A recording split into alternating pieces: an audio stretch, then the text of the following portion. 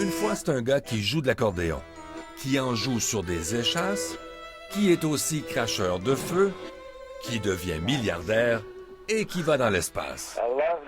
L'histoire de Guy Laliberté a été racontée 1000 fois et reste toujours aussi unique. En 84, avec un groupe d'artistes de la rue Laliberté fonde le Cirque du Soleil.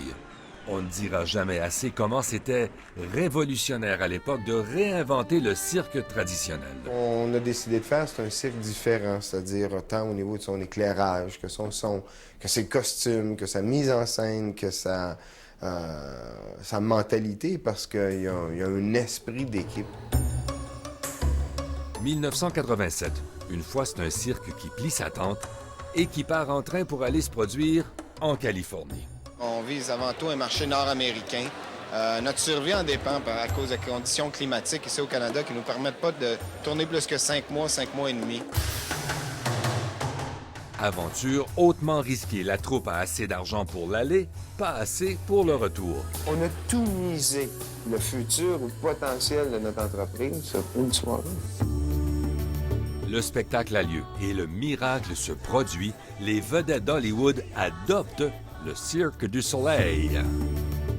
1992, une fois, c'est un joueur de poker qui s'installe à Las Vegas.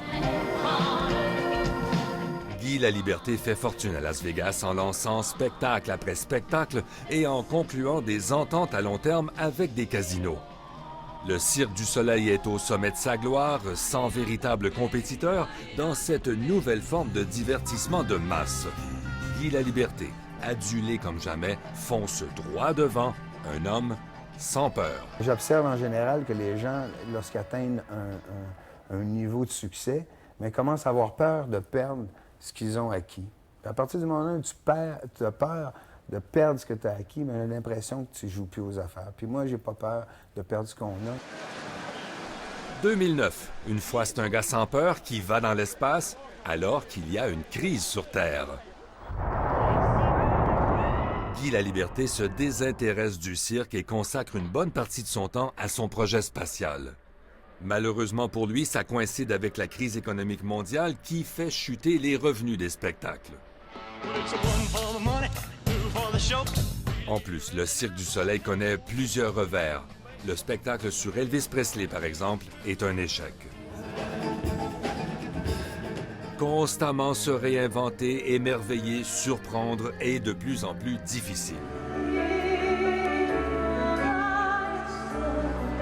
« 2010, une fois c'est un gars qui est allé dans l'espace qui reçoit sur Terre une étoile. Une consécration qui arrive alors que s'installent des temps difficiles. Opération sauvetage. 1000 des 5000 employés du cirque sont congédiés. Un plan de relance est élaboré pour diversifier les activités de l'entreprise. Toute une épopée. 1981. Une fois, c'était un gars dans une camisole rouge qui se démenait à fond pour la première fois à la télévision. Qui aurait pu dire qu'il deviendrait milliardaire et le premier clown dans l'espace?